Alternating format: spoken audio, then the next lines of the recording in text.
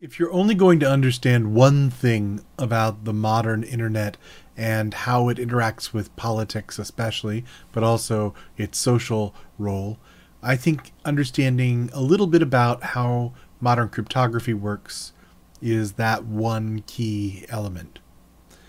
You don't need to know the math. I'm not going to scare you with crypto math. But you do need to understand kind of what it is and how it can be used without knowing necessarily the magic that makes it work. The internet was built insecure. It was never really designed for privacy or security. It wasn't designed for things like streaming either, for that matter. So, for example, if you send an email to someone, it passes through a number of other computers before it actually gets to your target. It kind of gets handed off from place to place. This is a process called packet switching. So it sends little packets over the internet. You're never really quite sure how they're going to get to the destination. You just kind of skip it over the internet in the hopes that it will skip a few times and then land in the right place. And it does. You know, most of the time it ends up where it's supposed to end up. But along the way, anyone can read those pieces. Anyone can read those pieces. Your emails are, generally speaking, not especially secure. Neither are any of your other communications. For a while, I had friends who would go to conferences and they'd open up a browser and put it up on a projector and project every image that people were looking at on the web, which could be, for reasons you can imagine, could be kind of embarrassing. So the internet is not secure by default. And cryptography becomes important. Crypto becomes important because you have to make what is relatively insecure into a much more secure platform, especially when you're sharing private data or trying to spend money. Cryptography has a very long history. You've probably, on the back of a cereal box or something else, engaged in some version of the Caesar shift. The Caesar shift was, there are various ways to shift the alphabet to get to somewhere. You could just do a plain certain number of letters and say shift 1, 2, 3, or 4 forward or back. The obvious one here is to shift 13 forward or back because this is called rot 13. Rotate your alphabet by 13, because then you just rotate it by 13 again and you show up with the original message. So the original kinds of encryptions were pretty straightforward.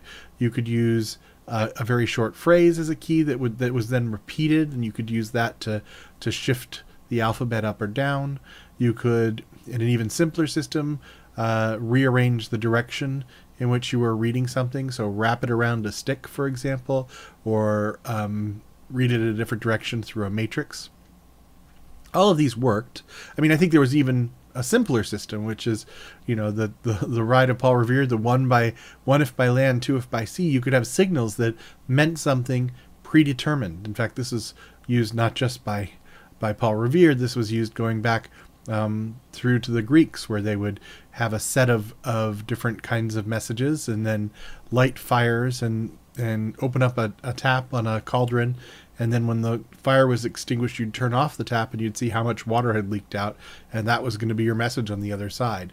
So, if you have a limited number of messages you need to send, that works fine.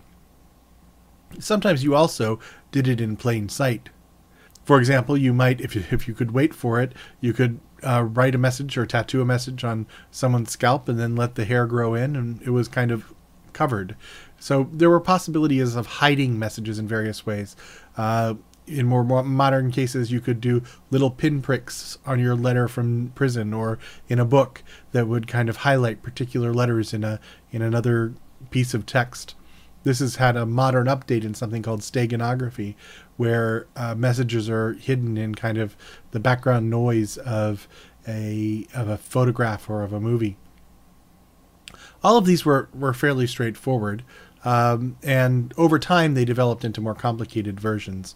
Things like Enigma during World War II. And the breaking of Enigma is arguably the reason we won the war in Europe, because we could predict where the Germans were going to go, because we had broken their code and they were fairly certain that they had it protected. The very safest code of all is something called a one-time pad.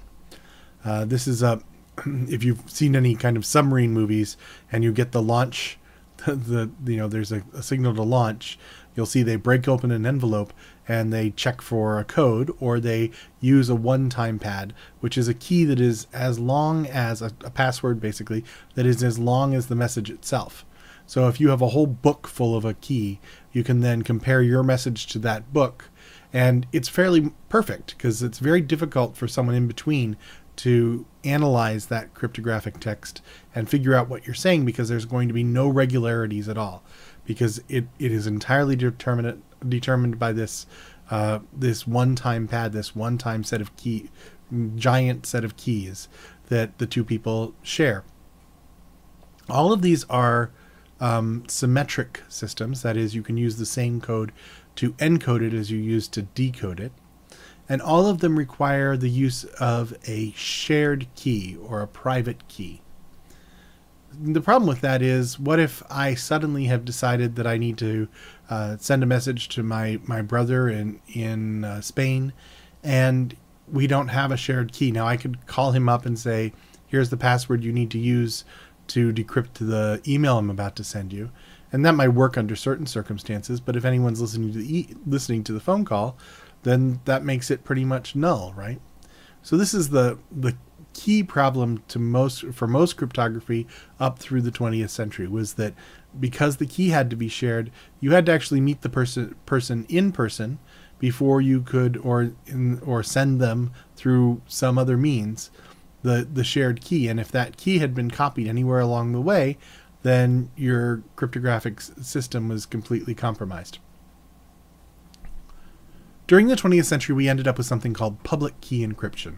And this is key to the development of technologies over the last 20 years or so online. So if the problem is that you have to share a key, then how do you get over that? What if I want my brother in Barcelona to send me a secret message, but we never had a secret password? I can call him up on the phone and say, hey, our secret password is chicken or something, right? But then anyone who's listening in on the phone call can get access to that secret message, that secret key, rather. So how do I get around that? Is there any way that I can create an encryption system where we don't have to share keys? And yes, there is. And this is kind of the idea of the public key system. With the private key system, the same key opens and closes, or encrypts and decrypts, a message. With the public key system, one key is used to encrypt the message, and then its kind of sister key, a matched key, is used to decrypt or unencode that message, right? So these are two different keys. Think of them as maybe two different passwords. One can only encrypt, can only take something and turn it into code. And the other one can only decrypt, take something and take it back from the ciphertext to the plain text to something I can read. In this case, I can phone up my brother, and let's say the public key is chicken and the private key is Mars, right? I can phone up my brother and say, hey, the key is chicken. And he can now encrypt a message to me, which is awesome. But nobody along the way can use chicken to decrypt it. Chicken's only usable to encrypt a message. Once it gets to me, I use my private key, Mars, that only I know and nobody else in the world knows. What that means, in fact, is that I don't even have to call him up. I can put on my website that my name, my public key is chicken, and anybody who wants to send me a secure message can then send it to me. The nice thing about this is that when it's bouncing around the web, anybody who happens to pick up that packet, anybody who manages to overhear a phone call, can't make sense of it. It's called end-to-end encryption. Nobody along the line can make sense of it. There's another piece of this, which is, if you think about it, if you switch it around so that the public key is used for decrypting and the private key is used for encrypting, there's actually a reason you might want to do that. I'll leave that as an exercise to the listener to figure out why would you want a key that only I have to encrypt something and the whole world can use to decrypt it. There's a reason for it. But basically, this structure has become extraordinarily important. It's a very powerful idea because it means I can share messages secretly with people I don't know at all. Someone anonymous, if I work as a journalist, for example, someone can anonymously encode something and I don't have to worry about some foreign government or our own government listening in on the message when they talk to me about it, right? So I can use this as a way of communicating with some degree of secrecy with people who I've never met in person, with people who I might even not know who they are. They might be entirely anonymous. This is a powerful thing. We use it every day. If ever you look up at your browser and it says HTTPS, behind the scenes, the browser is actually using public key encryption to encrypt your message from your computer to the server. So you use it all the time. In fact, if you're going to be doing business online, generally now you have to use HTTPS, the secure sockets layer, because it's mandated that if you're selling anything in California, you have to protect people's privacy by using basically by using public key encryption to make sure that their information isn't being stolen along the way. So chances are you used public key encryption today without even knowing it. This ends up being a pretty powerful tool. And we'll go into more depth about why it's powerful and why it's scary. But the government was kind of scared by this as a technology. They were scared because, especially for ones with long keys, it seemed to be very difficult to break into these systems. And in some cases, the government has legitimate reasons to want to do that. The NSA and the CIA for a long time have monitored both international and national communications. In fact, when SSL first came about, when you first got it in Netscape and you went to download the Netscape browser, it asked, are you in the US or are you outside the US? Because in the US you could get a strong version of SSL, but the US government didn't want people outside the US to be able to use this strong encryption, because it was much more difficult, if not impossible, for the national intelligence services to break. They tried to enforce this rule as well, especially early on, by declaring that cryptographic systems were actually munitions. They were weapons. And so what that meant is if you crossed the border with a book about cryptography, you could be arrested for illegally for gun running, basically, for illegally transporting a munition across national lines.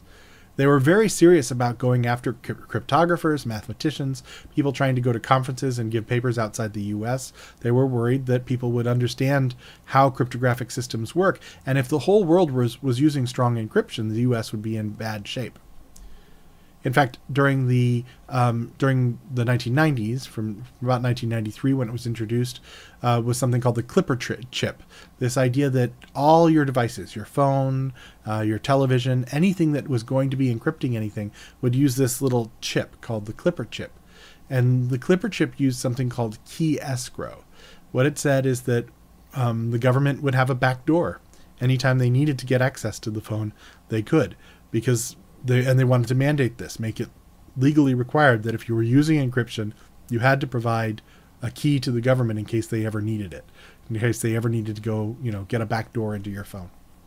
This has come to the fore pretty heavily in the last few years, right? Post Snowden, both Apple and Google said we're going to get rid of this idea that we have a back door to people's phones. When they encrypt it, it's going to be encrypted fully, which means the only people that can decrypt it is them. This has less to do with public key and more to do with this idea of not allowing the government to have a back door into your cryptographic systems.